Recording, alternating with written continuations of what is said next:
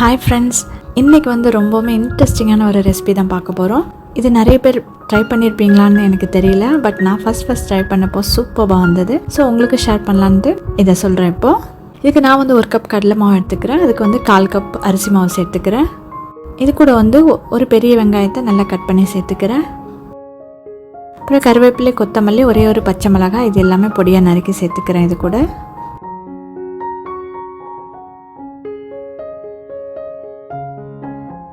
இப்போ 1/4 டீஸ்பூன் சீரகத்தூள் சேர்த்துக்கிறேன்.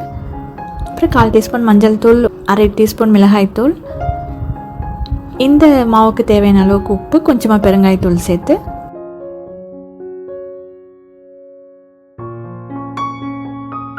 இதுக்கப்புறம் என்ன சேர்க்குறேன்னா வாழைப்பூவை நான் கட் பண்ணி இந்த மாதிரி சேர்த்துருக்கேன்.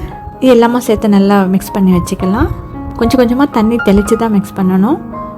ஃபஸ்ட்டு எல்லாமே ஒரு வாட்டி மிக்ஸ் பண்ணி பார்த்துட்டு தண்ணி தேவைப்பட்டால் தெளித்து மிக்ஸ் பண்ணி இந்த பதத்துக்கு வச்சுக்கலாம். இப்போ கடாயில் எண்ணெய் ஊற்றி ஹீட் பண்ணிக்கிட்டு இருக்கேன். நம்ம செஞ்சு வச்ச மாவுலேருந்து கொஞ்சம் கொஞ்சமாக எடுத்து போட்டு பக்கோடா மாதிரி பொரித்து எடுத்துக்கலாம்.